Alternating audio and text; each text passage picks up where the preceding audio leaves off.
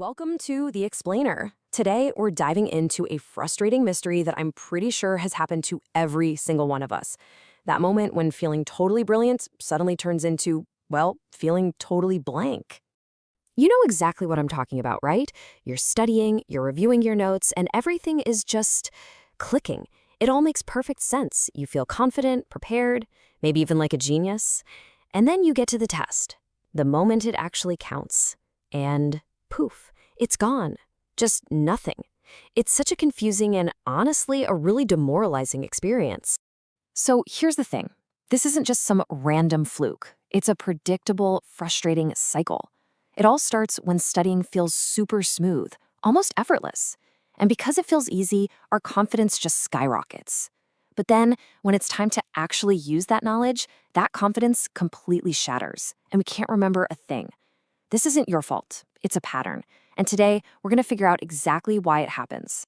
All right, so at the very heart of this problem is what we can call the confidence trap. It's a really fundamental mix-up in how our brains work. We are all basically trained to believe that if something feels smooth and easy, that must mean we're learning it well. We just assume progress should feel effortless.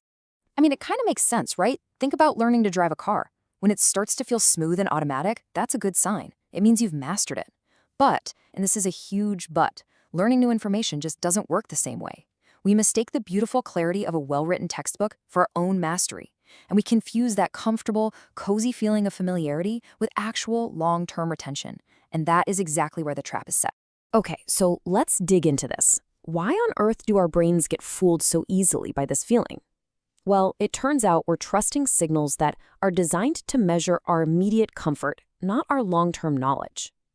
We're listening to the wrong dashboard. There are three main culprits here. First up is fluency. That's when information is presented so clearly that it just glides right into your brain. Feels great, right? Then you've got familiarity. This is that feeling when you're rereading your notes and your brain goes, oh yeah, I remember seeing this. Super comforting. And finally, recognition. You look at a solved problem and think, yep, I totally knew that. But here's the catch. All of these are about the present moment. They tell you absolutely nothing about whether you can pull that info out of thin air later all on your own. And this right here, this just lays it all out so perfectly. On the left is what we think is happening. We feel like we're achieving mastery, that we're building the super strong memory. But on the right is what's actually going on. It's just smooth processing, a little bit of familiarity. We're simply using the wrong signal to measure our progress. And this brings us to the absolute core of the whole issue. It's a truth about your brain that might seem completely backwards at first, but once you get it, I promise, it changes everything about how you see learning. Just let that sink in for a second. Forgetting is the default. It's not the failure. Your brain is not a computer hard drive trying to save everything. It's more like a really, really aggressive spam filter, and its main job is to throw out almost everything you encounter. So when you forget something, your brain isn't broken. It's doing its job perfectly. Okay, so if the default setting is delete, how does anything ever stick? What's the secret password that tells your brain to save something? The answer is simple. It's effort. It's struggle. That feeling of wrestling with a concept, of having to work to remember something, that's you sending a big, bright, flashing signal to your brain that says, hey, pay attention. This one matters. Keep it. When everything feels smooth and easy, that signal is barely a whisper. So, if our brain isn't a container that we just pour knowledge into, what is it? We need a new way to think about this, a new mental model. And luckily, there's a brilliant one that makes this whole thing click into place. Okay, picture this. Instead of a bucket, think of your memory as a gate. All day long, information is just flowing past this gate, like a river.